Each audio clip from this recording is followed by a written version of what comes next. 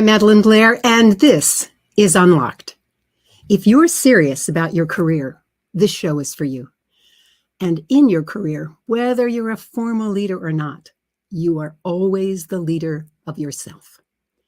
Unlocked is a show all about opening possibilities so that when you're hit with the unexpected, you have options from which to choose. Our topic today is creativity as a path to success.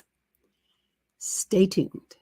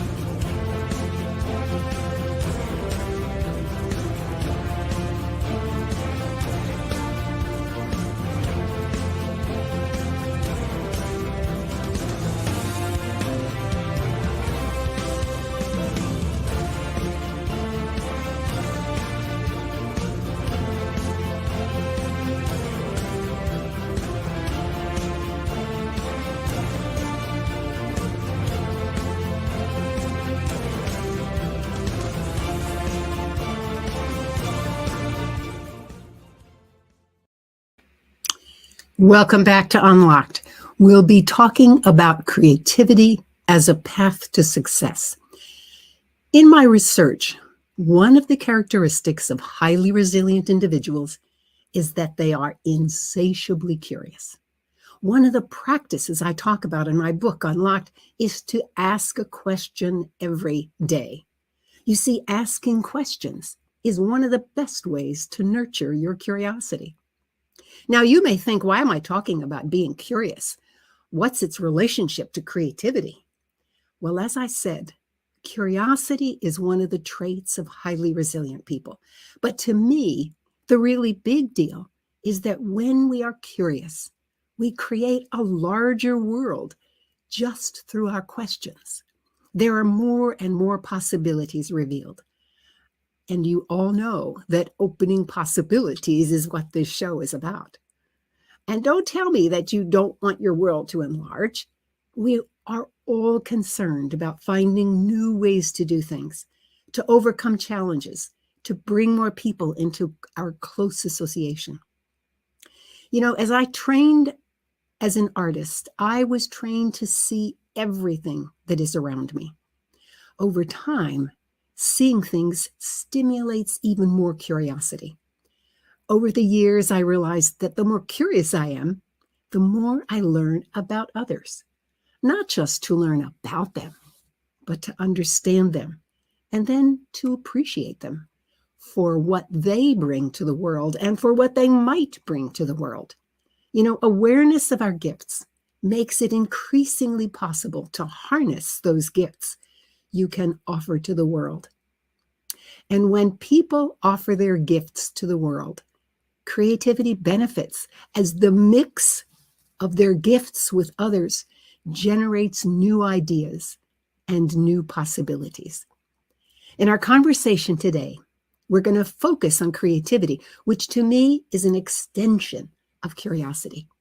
If you don't get curious about what is around the corner, how will you ever imagine another world, let alone create one? If you're a person who is serious about your career, you know that creating new possibilities keeps options opening up for you so that you can offer your unique gifts. And speaking of gifts, today we have an amazing gift for you. Today we're going to have a conversation with a luminary in the field. If you haven't heard of her before, it's only because you don't know her field. I guarantee that you will value meeting her today so that you can say, you know who Diana Whitney is. Diana, happy to have you with us.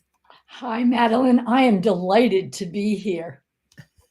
You know, I want to tell our audience a little bit more about you.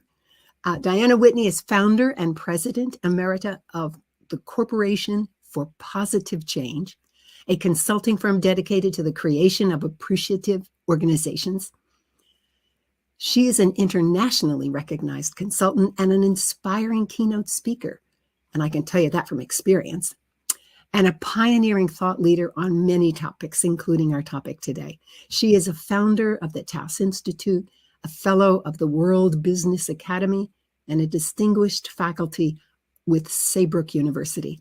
She has written and co-authored many books, with her latest being Appreciative Leadership, Focus on What Works to Drive Winning Performance and Build a Thriving Organization. I am so deeply honored to have you join me today. Diana Whitney, welcome again to Unlocked. Thank you very much, Madeline. Thank you. Oh, you're so welcome. I'm anxious to get into our conversation. That was such a rich opening. Oh, thank you. Good, good. I was hoping that would be the case. Well, you know, I always like for our audience to get to know the guest at another level. So I'm curious. You would take this moment and begin maybe to tell the audience a bit about your path, you know, and why you're doing what you do today. Well, that in of itself is a great question that everyone should write down and ask people that they meet. You know, when you talk about questions, there's a good one. It's interesting. I'm going to build on a couple of things that you said in your introduction. You used the word pioneering. And I have found myself as a woman now in my 70s, having my career at a time when women were just unlocking doors, just walking through new doors, just beginning to say, I'm here, listen to me, and to be able to make a difference in the world, to bring their gifts, their strengths to the world. So I have long thought of myself as a pioneer. And when you are a pioneer, you need to develop the abilities to sense what's going on because you're always on new ground and just sort out what's going to be most useful for yourself and for others. So I began going to college. I was a debater in college, thinking I might go to law school, you know, and fight the good fight. And over time, I realized that I was more intrigued with the field of communication. And so I ended up getting a PhD in communication and looking at the world through the lens of communication in a slightly different way. Because so much communication is, I have an idea and I have to make my idea so good that everybody else is going to love it. When in fact, I've come to understand communication is the way that you and I, the other people that we engage with, create a meaningful world. The communication is our most precious tool for making meaning and creating or co-creating an understanding that allows us to go forward together. And so from there, I began doing my consulting and ended up, you know, I'm not sure how, working with very large corporations. I like to say, when I was a kid growing up and I'd have my morning cereal, I didn't know that cereal was produced by a corporation, or we'd get in the family car and go on a trip. I didn't know that General Motors was a corporation. But in my career, I began working with CEOs and their teams and helping them to really understand the idea of creating a culture among the people. And my work was very much about helping others in service of others who were wanting to create a more humane social fabric in the workplace. Mm. And as you know, I've been very fortunate to work around the world with large corporations, with communities, with just a large number of organizations. And it's been a gift to me to do this work and to learn and grow as I worked. Oh, I love the fact that you shared what you did, and showing that clearly you have never stopped learning on all this path. It just keeps opening up and opening up and opening up. Yeah, there is a phrase, you didn't use it, but I'm gonna introduce it because many of my guests have used the term appreciative inquiry.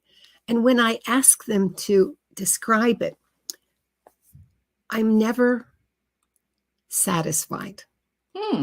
But I know that you can give language to that, because so that path that you just described was really an appreciative path. Well, let's again play with the language that you began with, and that is curiosity. Inquiry is curiosity. We can call it research. When you're in the university, inquiry is research. When you're a consultant, doing inquiry might be a survey or research, but it's curiosity. And so appreciative inquiry asks us to be curious about what works, to really put our attention on people's strengths, high performance patterns, on what makes things work well. As an example, I was recently reading about a favorite artist of mine from Taos, New Mexico, and at one point she spent a year with a camera studying beauty. That's all she did. This is Agnes Martin. She didn't paint. She didn't do the work that she's known for. She just spent 1 year dedicated to the discovery of beauty through the lens of her camera. Now that I would call appreciative inquiry. She was curious. She was looking for beauty, and she wanted to expand her possibilities of beauty. Now, I'm sure that influenced her art when she came back to painting, right? So appreciative inquiry is the study, the questions about, the curiosity about what works well when life is at its best. Now, the one thing I will say, Madelyn, there's a caveat. We know that life is not always at its best. It's just not. I wake up grumpy some days, right? I have days that are going smoothly that I look around and I go, and then there's other days I go, why are they doing that? Yeah. And we've got a lot of the why are they doing that in our lives these days. But the antidote to that is the curiosity about goodness, about beauty, about success, about what works well, about joy. We can add a lot to our inquiry to really expand our repertoire of positive possibilities. The word that really hit me was that word beauty. What a magnificent thing to decide, because I bet if people looked at all the photographs that she took, they might say, oh, that's beautiful. Why did you photograph that one? Where's the beauty there? And yet I bet, I suspect that if you thought about it, you just sat back and then you would see the beauty in it. I remember when I went to the Wharton School, they asked a question. Oftentimes when you go to graduate school, they ask you to write essays. Well, you had to say 3 reasons why, three things that were important to you. And of course, you really thought about the first one, and you really thought about the second one, and the last one you always put in money, because this is the Wharton School. And it turned out, and I found out this later, many years later, that in admissions they only looked at the second one. They said, because the first one you're gaming it, and the last one is always finance, but it's the middle one. And my middle one was beauty. Interesting. Yeah. So I'm curious. I'm curious what beauty means to you. Because when we take beauty, a word like beauty, a concept like beauty, we also, as you pointed out, understand that it means different things to different people. mm-hmm. And so I'm curious to you, Madelyn, what does beauty mean? Oh, I'm getting chills to say this. To me, beauty is something that opens your heart. Mm. And it could be a beautiful landscape, Mm-hmm. or it could be the face of a grandmother Mm-hmm. as, she holds the grandchild. Wrinkled, gnarled, but what you see is the love. So that's how I define it. I don't know how other people do. Well, I want to add to that because we're talking about success in career. In my experience, beauty is also a job well done. Oh, yes. Oh, it's when people, yes, we worked late, we put in some extra hours, but then we sat back and look at the book that came out of our work. Or, Mm-hmm. oh my gosh, people are just having such a great time at this meeting that we planned. Or, oh, by the way, the moonshot. Mm-hmm. Beauty can be in the quality of our work, the Mm-hmm. completion of our work. It can also be the joy of a special relationship. Mm-hmm. It's those Yeah. relationships where you just go, and it is heart opening. I really love that part of your definition. Yeah, that person is a curmudgeon, but they're beautiful. Yeah. Yeah. Exactly. So it's understanding and being curious, to go back to that, being curious also about our differences Mm-hmm. and learning so that when the time comes and we are faced with something that we think we've never faced before, we have a repertoire of resources, behaviors, practices, ideas that we can creatively put together, probably in a new way, and then we can go forward. I like that. It suggests to me another dimension of this, and that is listening. Because when you ask questions, there is that flip side, which is you don't ask the question so that you can let someone ramble. You ask it because you're really interested in the answer. I wonder if you just talk about that, and because, well, okay, I'll leave it at that. Well, listening is probably more important than speaking. There's it's a kind of a joke. If we were meant to speak more and listen less, we would have been given 2 mouths and 1 ear. So just that idea. But on a more serious note, listening is a way of witnessing another person. Ooh. And not only are we learning in the process, but we are supporting the other person be their best. If we are a good listener, we have put aside our own ideas, our own, oh, this is what it's supposed to be. And we are profoundly curious about the way the other person or people are making sense of the world. And by being curious of the way they make sense of the world, we are witnessing their most authentic, their deepest self, and we are helping them make meaning of their own lives. That's what listening is for me when it's at its best. And in that process, I am gathering knowledge of the other person, knowledge of how things are done. I'm just so much that may be useful to me in the future. But for right now, I'm able to humbly put myself on the back burner Mm-hmm. and really hear the words, the tonality, the unspoken things. Mm-hmm. You know, we talk about listening between the lines, and it's a hard skill. It's a hard skill to develop. But if we are able to use a person's own words, so for example, you and I just had a little play with the word beauty. Mm. I don't even remember who said it first, but we were asking each other about it.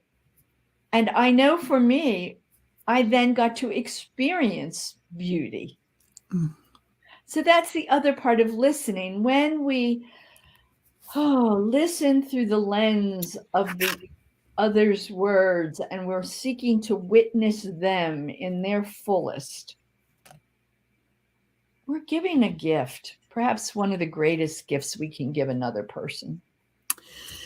I fully agree with you there, because in that moment, in that listening moment, you used some other words which I don't remember, but what I saw in my mind was that there were two people, and suddenly they began to almost touch. They belonged to one another.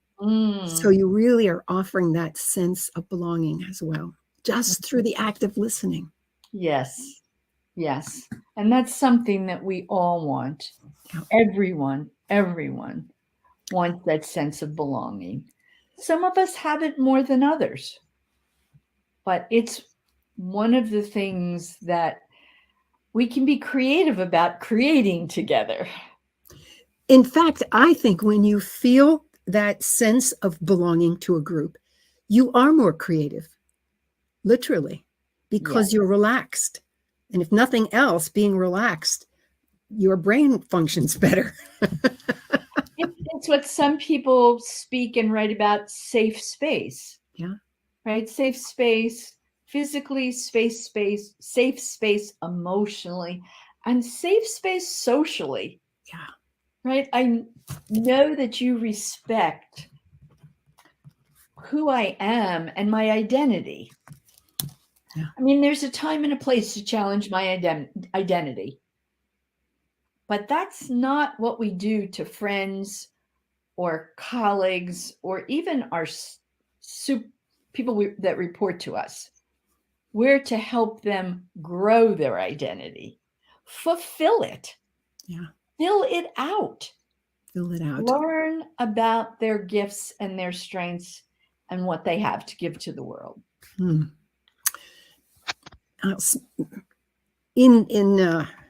In light of that, I want to remind our audience that if you're on LinkedIn or watching on YouTube, you can send us questions or comments.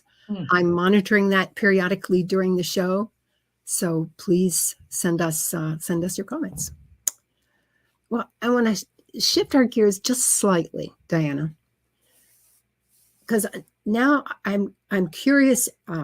Let's say if I'm a leader, how can I do this myself, especially when things are moving so fast, and if the person is talking face to, it's just a box on a Zoom call?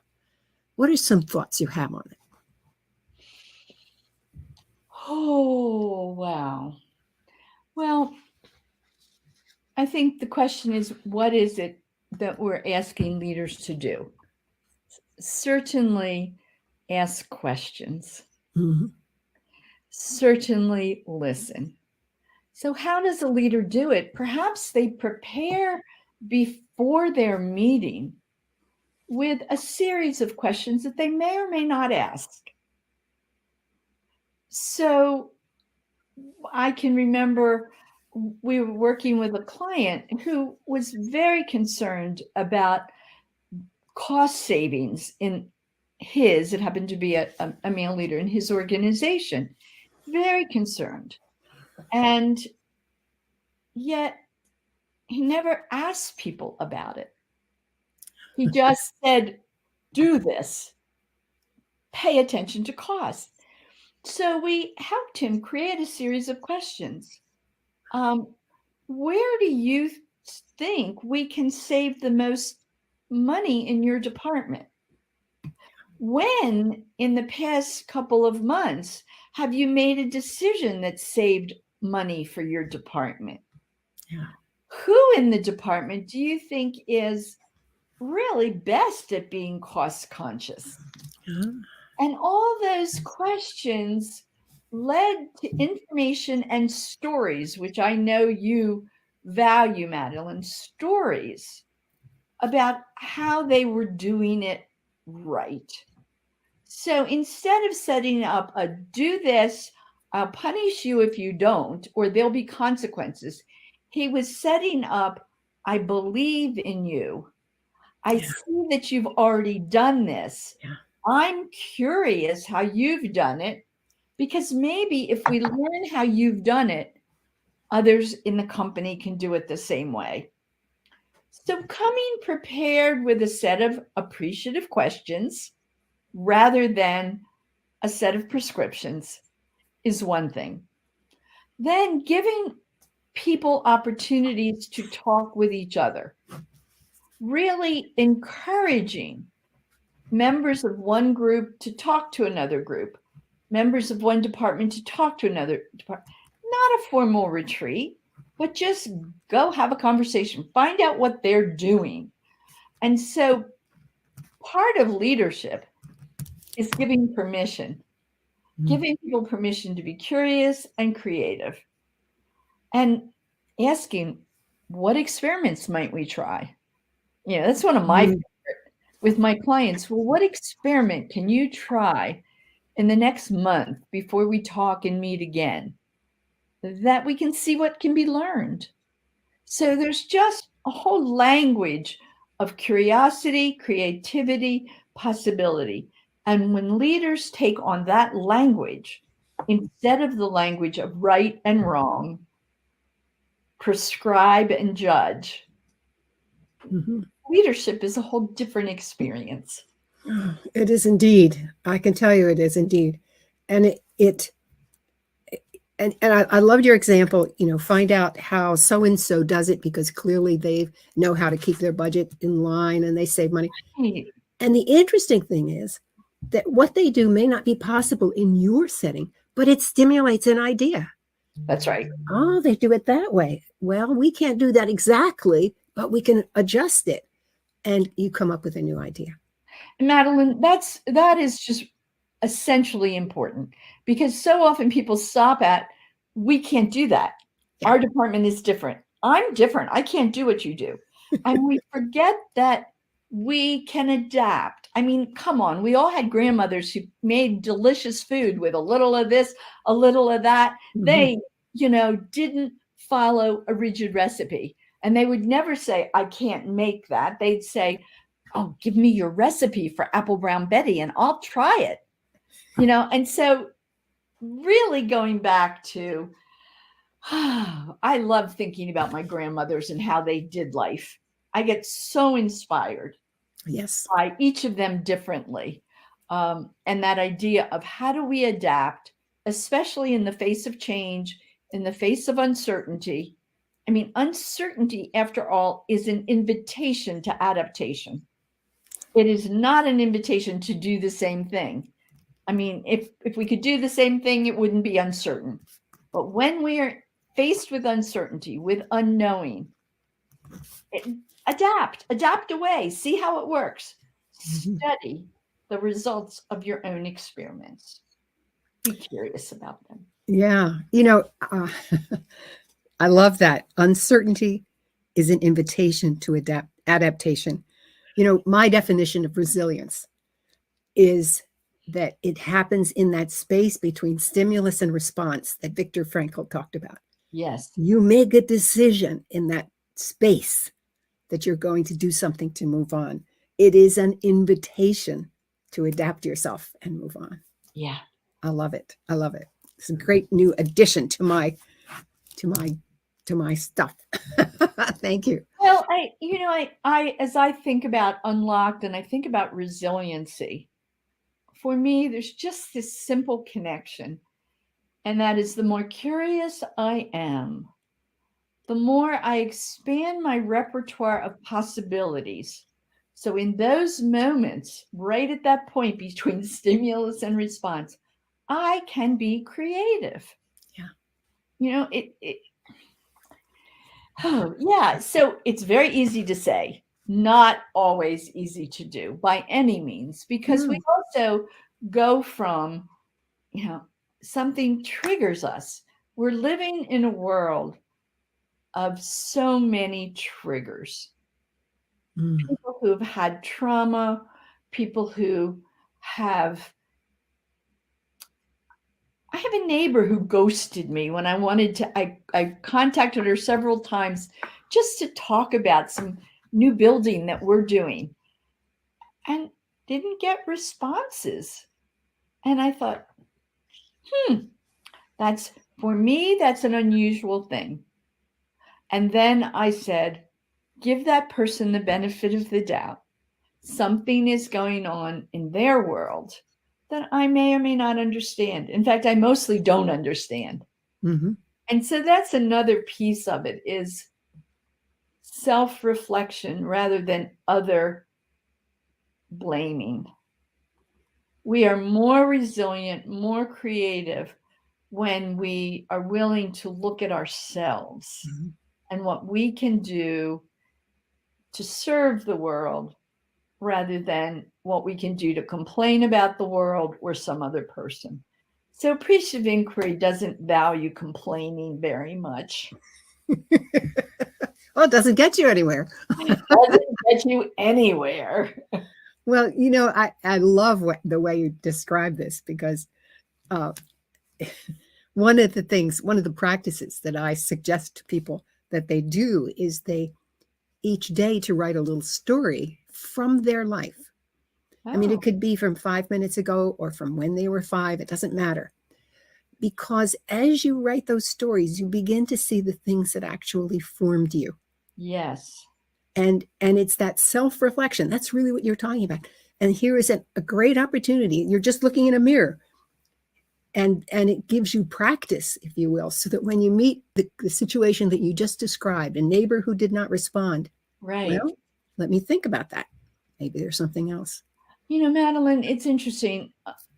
I knew I was going to talk to you today, so I've been thinking about these ideas for a couple of days, and I had an insight that I think is related to my own career development, and that is, for the early days of my career, I spent a lot of my time cultivating my own capabilities and my own character, knowing my values, really developing myself so that I could do a lot. But I knew that was the key. I was learning what my strengths are and I was developing them.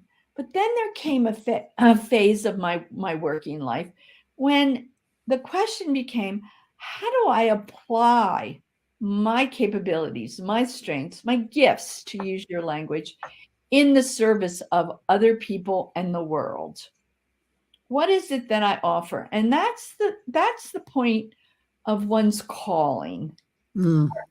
My favorite definition of calling is that it's the intersection of our greatest gifts and the world's greatest needs. Ooh, nice. And so there comes a time where I say, okay, enough about me. I know my high performance pattern. I know that I see big pictures. I know that I get really inspirational and get a whole bunch of people around me and say, hey, let's give this a try. And I know that often I can see what's possible that other people can't see.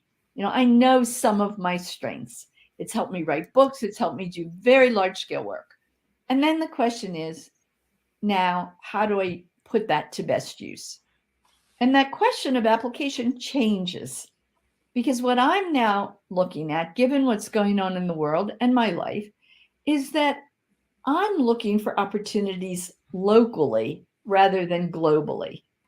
Having worked for 35 years, 40 years around the world, I now ask myself the question, how can I bring my strengths and my gifts in support of my local community? Mm-hmm.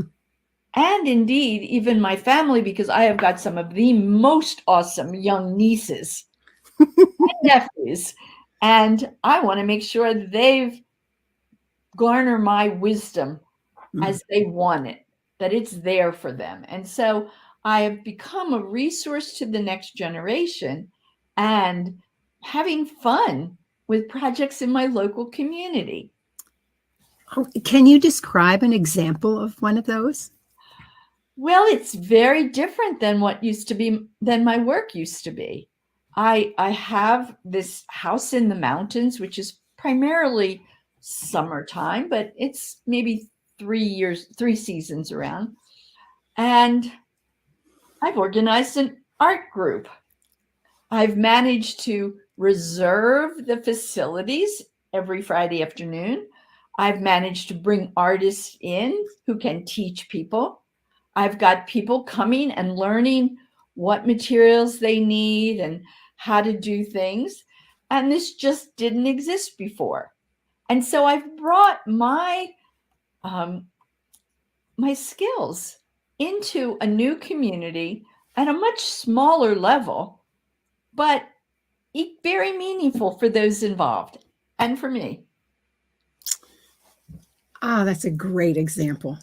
Because it's something that, okay, you may not be an artist and you may not want to do art, but just creating a space where people can come together and learn something, do something together. You're not, what I'm hearing is you don't have to say, what's the political agenda here and how do I plug in? No, it's just simply making a better world. And it does that because everyone is welcome. Yeah. They just have to say, hey, I'm curious. Can I come play one week or can I come more often? And I know some of the people who come we are not aligned in our political values. But you know what? It's okay because we're building bridges. We're building bridges, and that's what's important. For us, for humanity to go forward, for societies to go forward, we need to build bridges, little and large, local and international, that allow people to cross over into each other's worlds. Oh, I love the images that are coming to my mind as you say that. Really nice. And I love the fact that it exists at many, many levels. At many levels. And so I guess that's my message to our audience today. You may be just at that phase of life where you're working on yourself, and that is okay. If you are at a point where you're going, I'm not sure I really have a good grasp of me, then work on learning your skills, practicing your skills. Take life on as a new sport. Get good at it. But then you also may be at a level where you're saying, okay, my family, I can do these things within my family system that make a difference for us now and the next generation. Or you may be in your community, or you may be out there working and getting your brand going and be impacting the world in big ways. And all of that is good. And the key to it is to know your own rhythm. When is it your time to be out there? But if you're on the edge of burnout, come on back in. Get curious about some of the subtler, smaller things in life. Get curious about meditation. Get curious about mindfulness. Get curious about having a cup of tea with a neighbor. Then you'll get recharged and get back out to the big things. Oh, that's marvelous. Marvelous advice. And maybe I was going to ask you the question, if you were a young person just starting out in your career, what was your advice to them? I think you've said some of it, but let me ask the question again and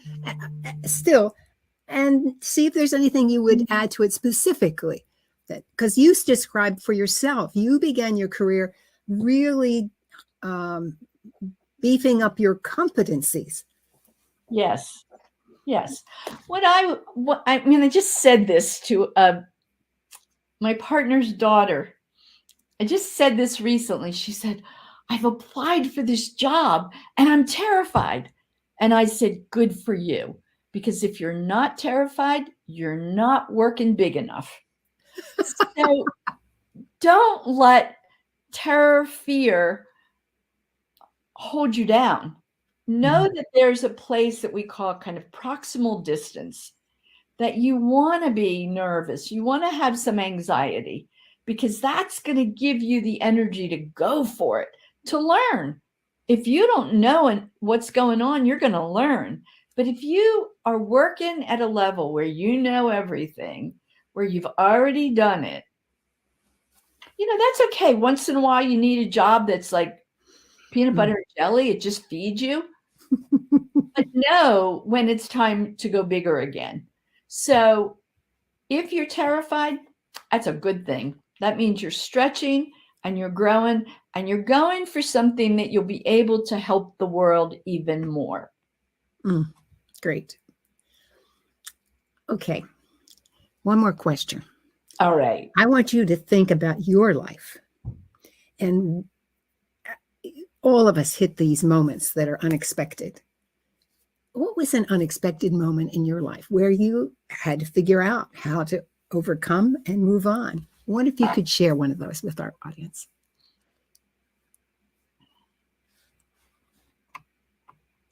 I've had a lot of them because I like living in the kind of edginess. I am fond of saying, my clients know, my students know, I say innovation is on the edge. It's not the same old, same old. I go back to my early days when I was asked to help integrate healthcare organizations. I was asked to help integrate 20 some organizations that were spread out over the United States and make one new company. And the surprise for me, among other things, was that I walked into the office of the woman who would become my client, and there were pictures on her wall of people I knew. And so we created this relational bond in the beginning. And we spent a fair amount of time talking about, in this case, they were professors. They were her professors from Purdue and people whose research I had studied and people whose work I had really admired.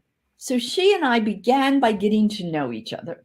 And to this day, we're very dear friends 40 some years later. But to think that I was called in to do important work and then being surprised by the relational twist that making a friend is what enabled us to succeed. Yeah, that was one of them, Madelyn. How about you? Do you have a story of a surprise that got you where you are today? Well, your first comment was there are lots of them. Yes, there are lots of them. I think the one that to me it's one of the stories from my life, and it constantly is an inspiration even for myself. When I was growing up, I had a mother who spoke 3 languages and could spell in 3 languages. And so whenever I needed to spell a word, I would just ask her and she would tell me how to spell it and I would write it down. And so I never learned how to spell. Now, even in high school, although she kept telling me not to go to the dictionary, I still never did because I studied mathematics in high school and in college. And in mathematics, you don't worry about spelling. You're worrying about other things. I'm 28. And I was named the director of institutional research at the University of Maine for the whole statewide. Well, that was pretty awesome for a 28-year-old. But I realized, oh my, I don't know how to spell. And And if I write a report and it has a misspelling in it, they'll know I'm a fraud, or they'll think I'm a fraud. So I decided that I would look up every word I was even remotely uncertain about how to spell. And I would do that for 1 year. And so for 1 year, I looked up all kinds of words because I had to, right? Right. I got to the end of the year and I actually had become a credible speller. At least I could relax a little bit when I was writing. But the interesting thing was that year, I happened to take my graduate record exams, the GREs, to go to graduate school. Well, I knew I would ace the math side because that was what I had studied, right? What I didn't expect was that I aced verbal comprehension. Wow. Yes, right. Right. So there was a case, just like you didn't realize the relationships were what was going to carry you through it. Right. In my case, it was this other thing. There's one more story though I will add because it was very poignant and early in my career. And the lesson that it taught me is I never know why I am where I am in terms of the work I'm doing. A client may say, oh, do team building, we need goals. When in fact, what it turns out is something very different. Mm-hmm. And this story is that I was asked to work with a team of executives in Toronto. And I went to Toronto to interview them each. And I spent over 2 hours with each of these 6 or 7 executives. And my last interview was on a Friday afternoon. And I was with their medical director, a delightful, delightful person who was way beyond retirement age, but loved his work. And everyone else in their interviews had said that they had some worry about him. They wished he would retire. Well, I went home, and on Saturday afternoon, I got a phone call. And it turns out that this gentleman had passed away. And I had his last words. Wow. So I had to really examine for myself what was and is an ethic of my consulting work. And that is you don't share information you get from one person with another. But after really doing a self-examination, and because most of my questions even then were appreciative questions, I said, yes, I would go back up to Toronto that week. And again, I would meet with each of those executives. And I found myself doing an grief counseling. Here I am in my early 30s, and I'm way over what I thought my head was, way over the water level. But it was very touching, moving, and just the right thing to do. I ended up working with that particular group of people for several years after that. But in that situation, I had no idea what I was going to be asked to do. But when asked, I said yes. Oh, that's an amazing story. It's a truly amazing story. Just your presence there was, and the fact that you were listening, because at 30, you know how to listen. And it gave them that opportunity. Yeah. Marvelous story. Oh, wow. This has been an unbelievable conversation, Diana. I knew it would be when I invited you. And it has. Well, they always are when we get together, Madelyn. This is true. This is true. Fabulous. I love your phrase, listening is witnessing the other person. I love that phrase. So before we end, though, I want to make sure that 2 things. One, if there's anything more that you want to say to our audience, and also how they can get in touch with you. Well, I think that my key message, recognizing that everything we do and everything that's meaningful to us is done relationally, that we co-create the world. but that you are your own greatest resource. So my message is trust yourself, trust your own intuition, that wherever you are in your career is just right on right now. So it's that delicate movement of life in relationship and life in your own skin that we always have to manage. So with that, I wish you all continued success. Fantastic. And Diana, how can people get in touch with you? I think the best way is through Diana at positivechange.org. Okay. It's my email address, and I am happy to hear from you, and will do my best to respond. Oh, great. Well, Diana Whitney, you are a star. You shine your light in a world that most definitely needs greater light, greater understanding, richer creativity, and more humane actions. Now, I want to make sure that people check out your books. Now, these are the two latest books, Thriving Women, Thriving World, and Appreciative Leadership. Ah, wow. Well, with that, again, thank you, Diana. Thank you very much, Madelyn.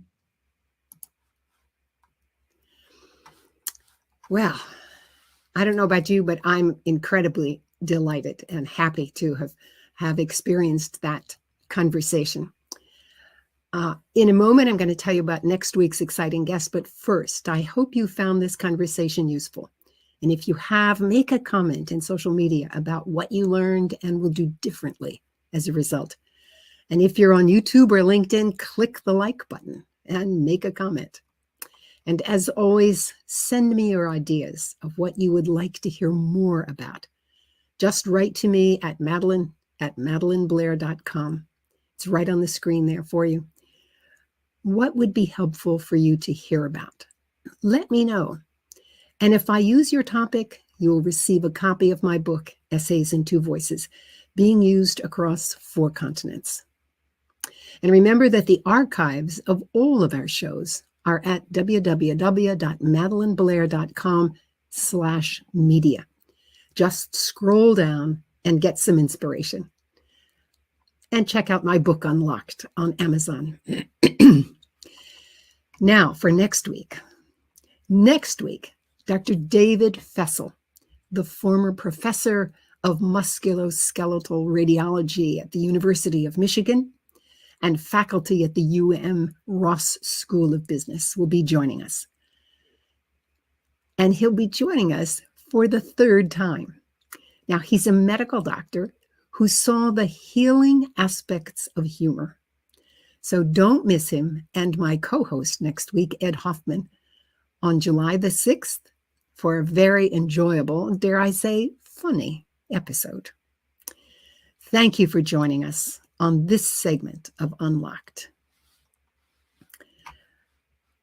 Excuse me, I'm Madelyn Blair, wishing you infinite possibilities as you unlock your resilience.